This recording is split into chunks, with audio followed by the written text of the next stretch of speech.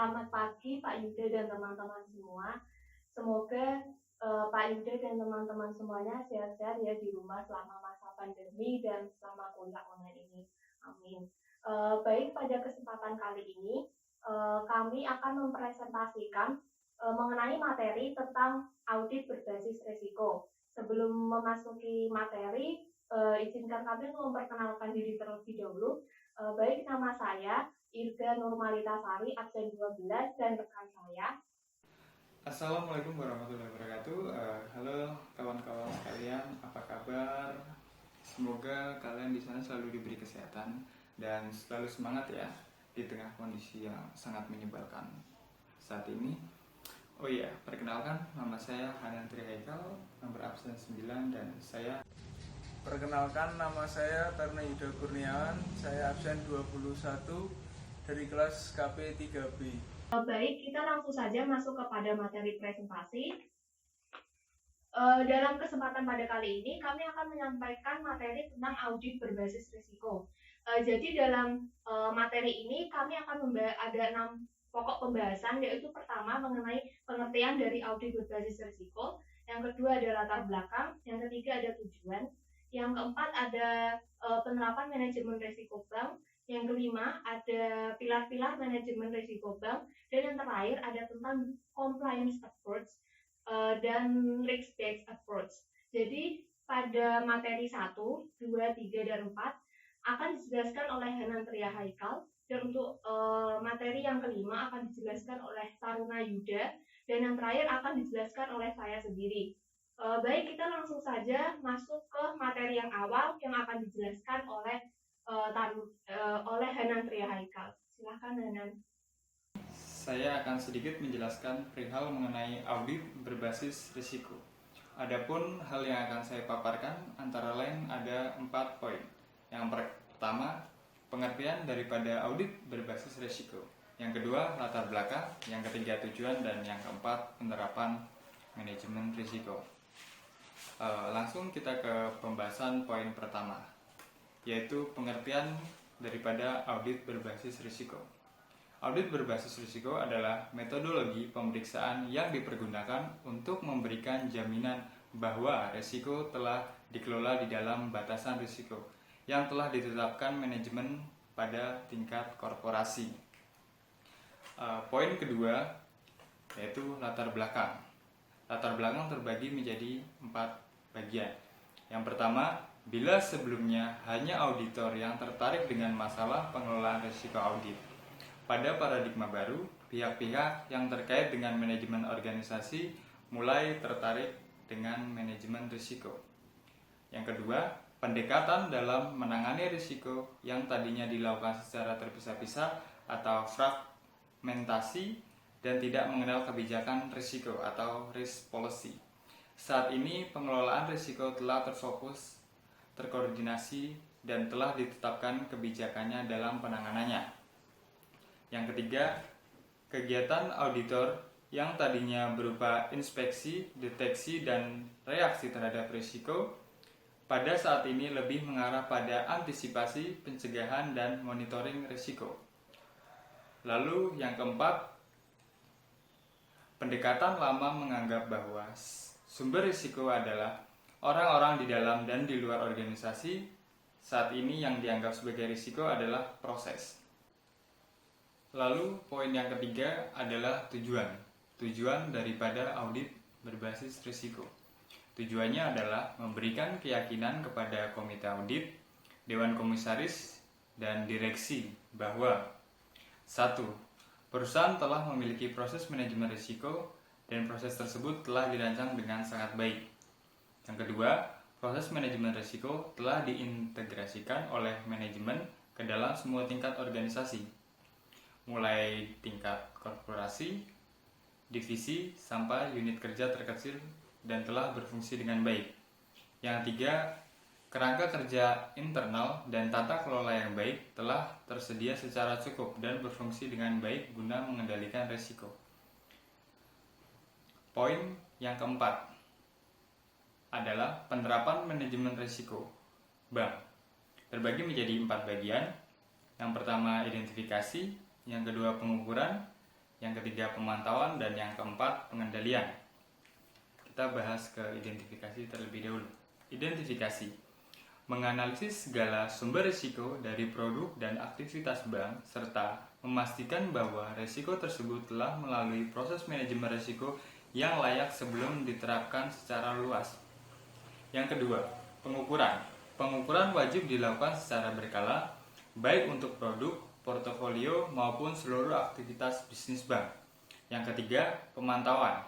Menyiapkan satu sistem backup dan prosedur yang efektif untuk mencegah terjadinya gangguan. Dan yang keempat adalah pengendalian. Proses pengendalian risiko yang memadai harus diterapkan oleh setiap bank untuk mengurangi potensi kerugian seperti penerbitan garansi, keamanan aset, dan kredit derivatif. Selanjutnya saya akan membahas tentang pilar-pilar manajemen risiko. Ada 4 pilar manajemen risiko.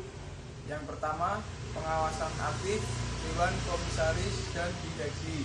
Yang kedua, kecukupan kebijakan, prosedur, dan penetapan limit.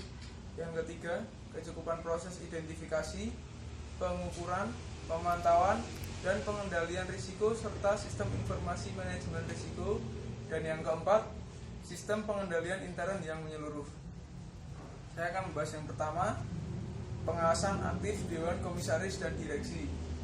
Dewan Komisaris dan Direksi bertanggung jawab atas efektivitas penerapan manajemen risiko di bank. Hal-hal yang perlu diperhatikan dalam pelaksanaan pengawasan aktif Dewan Komisaris dan Direksi mencakup namun tidak terbatas atas hal-hal sebagai berikut. Yang pertama, tanggung jawab dan pengawasan Dewan Komisaris dan Direksi. Yang kedua, sumber daya manusia. Yang ketiga, organisasi manajemen risiko. Pembahasan yang kedua, kecukupan, kebijakan, prosedur, dan penetapan limit. Penerapan manajemen risiko yang efektif harus didukung dengan kerangka yang mencakup kebijakan dan prosedur manajemen risiko serta limit risiko yang ditetapkan secara jelas sejalan dengan visi, misi, dan strategi bisnis bank. Hal-hal yang perlu diperhatikan antara lain sebagai berikut.